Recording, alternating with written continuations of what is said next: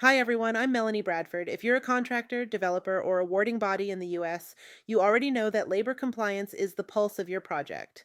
But as we move into 2026, the old way of doing things, paper logs and manual audits, is a fast track to debarment. We've seen massive shifts in the last 6 months.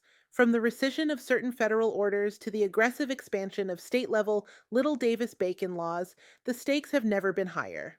Today, I'm giving you a deep dive training session on how to navigate prevailing wage in 2026.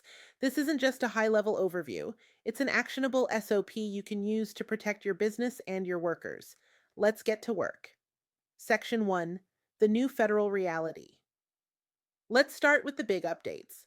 On March 14th, 2025, Executive Order 14236 was issued, which rescinded the $17.75 federal contractor minimum wage from the previous administration. What does this mean for you in 2026? The pivot to EO 13658.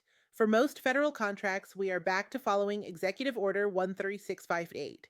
As of right now, the minimum wage for federal contractors is $13 or $30 per hour. But pay attention, it's scheduled to increase to $13.65 on May 11th, 2026. The 30% rule is king. The DOL's 2023 final rule is fully mature now. Prevailing wages are determined by the 30% rule. If 30% of workers in a trade in your area are paid a certain rate, that becomes your floor. If that's not met, it defaults to a weighted average. The OFCCP shift. We've seen a restructuring of the Office of Federal Contract Compliance programs. While some affirmative action audits have eased, your statutory duties for veteran and disability hiring remain. You need to document your good faith efforts digitally. Don't rely on a handshake.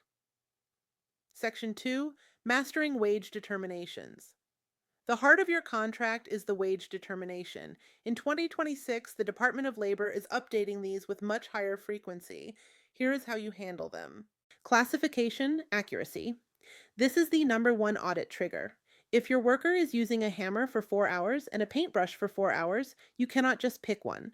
You must track those hours separately and pay the corresponding rate for each classification. The fringe benefit math. You must meet the total package, basic hourly rate, plus fringe benefits. Remember, employer taxes like FICA, FUTA, and workers' comp do not count as fringe benefits. They must be bona fide benefits, health, pension, or paid out in cash. Geographic updates. Following the 2020 census data updates that hit in 2025, many metropolitan statistical areas have changed. Ensure your software is pulling the WD for the correct current county boundaries. Section 3: The Digital Audit-Ready Workflow. In 2026, if it isn't digital, it didn't happen. Most awarding bodies in states like California, New York, and Illinois now require electronic filing. Your 2026 compliance checklist. Weekly certified payroll. Form WH-347 is still the standard, but it must be submitted weekly, no exceptions. Real-time reporting. We are moving away from post-project audits. The DOL and state agencies are now looking for real-time data consistency between your time tracking and your payroll software. Subcontractor management. As the prime, you are legally liable for your subs. If your subcontractor fails to pay prevailing wage, the awarding body will withhold your check. At Labor Compliance Pros, we tell our clients, trust but verify with a digital dashboard. Section 4: State Aggression and Little Davis Bacon. While federal levels have stabilized, states are getting aggressive. California and New York. These states have expanded prevailing wage to include off-site custom fabrication and certain hauling trucking activities. Apprenticeship ratios. This is a huge enforcement priority this year. If you don't have the correct ratio of journeys to apprentices on-site, those apprentices must be paid the full journey level rate. That one mistake can cost you tens of thousands in back wages. Labor compliance in 2026 is no longer a check-the-box task. It is a specialized business operation. The risks, debarment for 3 years, liquidated damages, and reputational loss, are simply too high to handle alone. At Labor Compliance Pros, we've built the automated SOPs and delegation workflows you need to stay protected. We handle the monitoring, the auditing, and the reporting so you can focus on the build.